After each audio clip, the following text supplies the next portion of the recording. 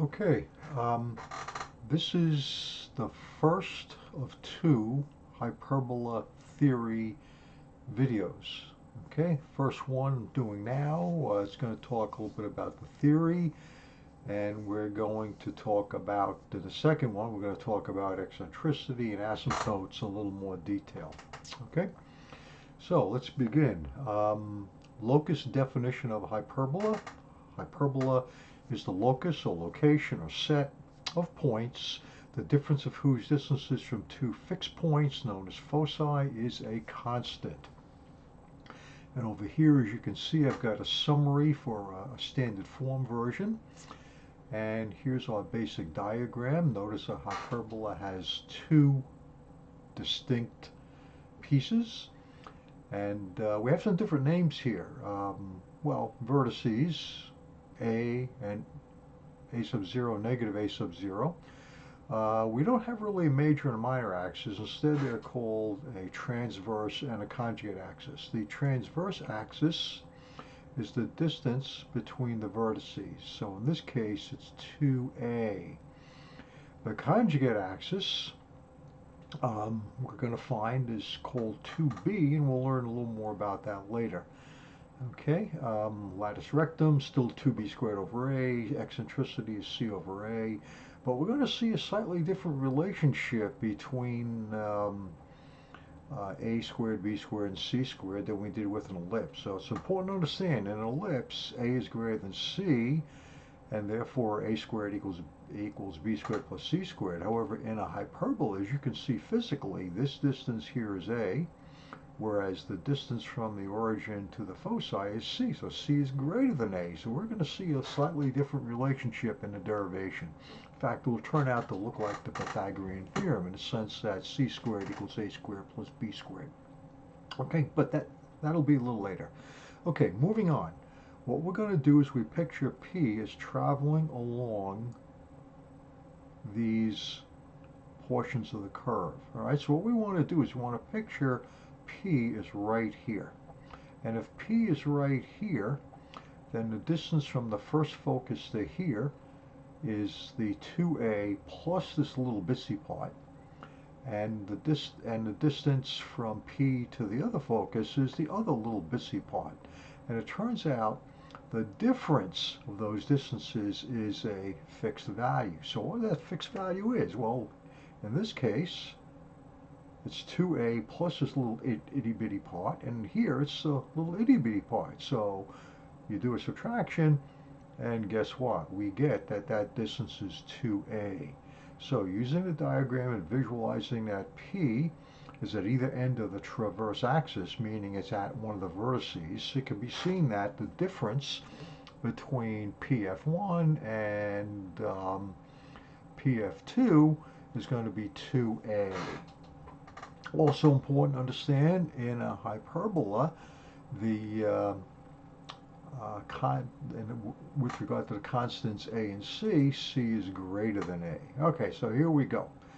The distance PF1, PF2, their difference is a constant. The constant is 2a. So that gives us, using the distance formula, this relationship. All right, let's look at that a little bit again. The distance PF1 is going to be y minus 0 quantity squared, which is y squared, x minus the minus c, which is x plus c, the quantity squared. You get this radical. And the distance PF2, well, y quantity minus 0 quantity squared and x minus c quantity squared, you get this. And just like with the derivation of an ellipse, okay, what we want to do is get the radicals on different sides. So this term, since it's negative, it moves over to here.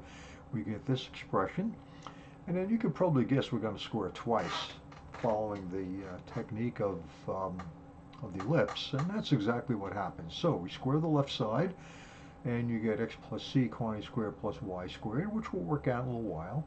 And the right side, you get 2a quantity squared, which is 4a squared. You get this squared, which is what's under the radical, and you get plus twice the sum, which is here.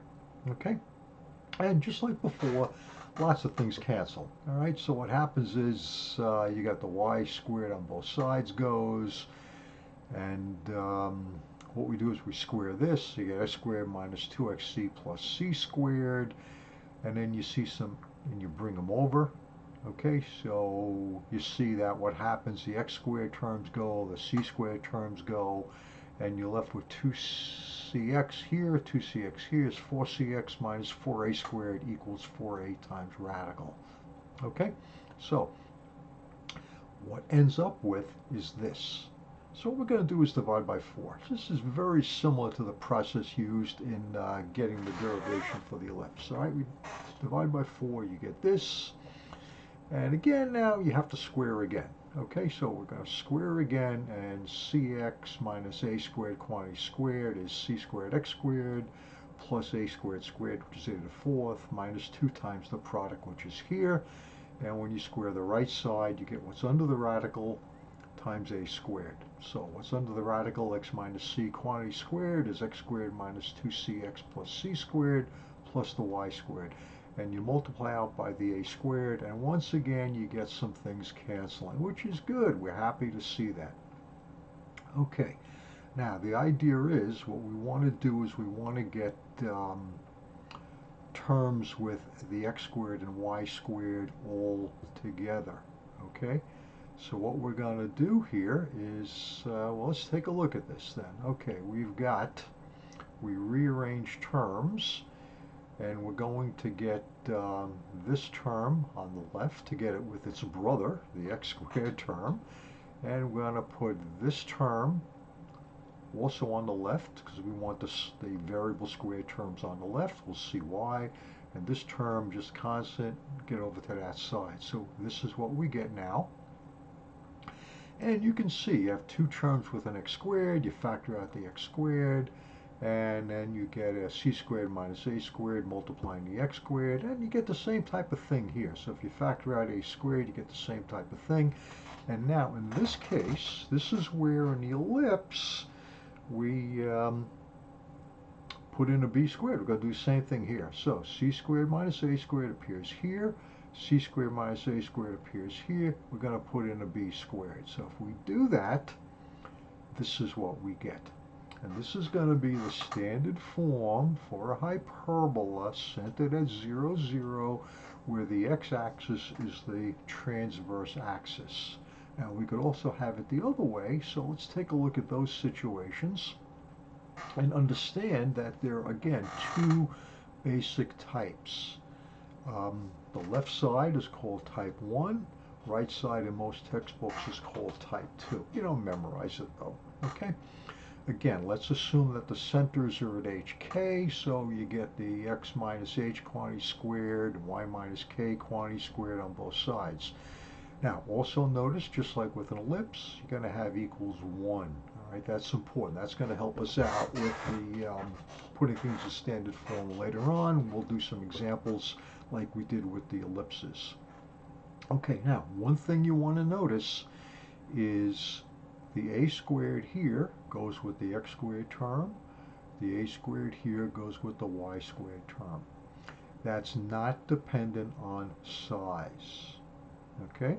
So with the ellipse, the a was the greater, the b was the lesser of the two. Not the case here. A squared goes with a positive term. Okay? The b squared goes with the negative term. All right, so that's going to be one of the differences that you're going to want to be on the lookout for. Okay, let's move on. One of the ways to help graph these is we're going to notice things called asymptotes.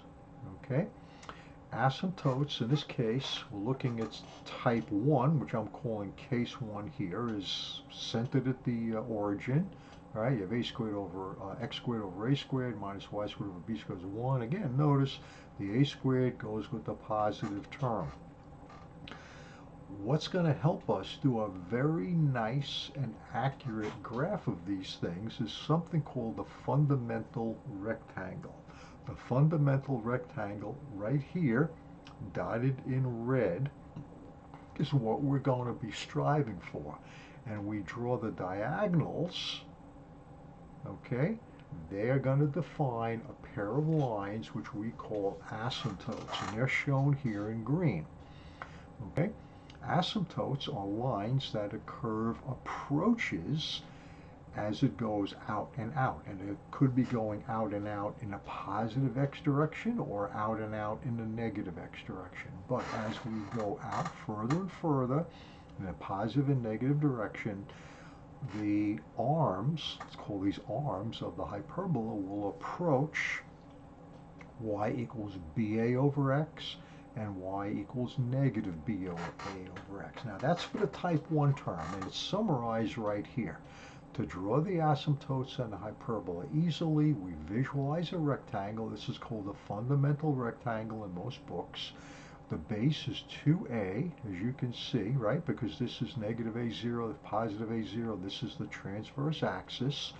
And the b value, this is the b, this is b negative b. So we're counting b units up and b units back. So this is considered, this distance here is considered the conjugate axis. Even though we don't have endpoints on it, it's called the conjugate axis. So we visualize a rectangle where this is 2a, this is 2b. So what we get here is b over a is the change in y over the change in x, and that's how we get the slope of this line. And over here, of course, negative b over a times x. Okay, we'll talk about where this comes from in a subsequent video. I'll also do the eccentricity idea. It's still c over a, but we'll talk about that in a subsequent video. And in the same subsequent video, we'll also talk about length of lattice rectum. Still 2b squared over a, but we're going to derive that for this type of curve, hyperbola, which we did with an ellipse early and with a parabola earlier. That will be in a subsequent video. Okay, situation number 2, called type 2, is when the transverse axis is vertical. Okay, and again, we're going to take the simple case if it's centered at the origin. And again, the a squared goes with a positive term. So notice the a squared is with the y squared here, whereas in type 1, the a squared is with the x squared. Okay, so you have to be, you have to be on the lookout for these little things. Also notice that the asymptote is going to look a little different, plus or minus a over b times x, whereas over here in the type 1 case, plus or minus b over a times x.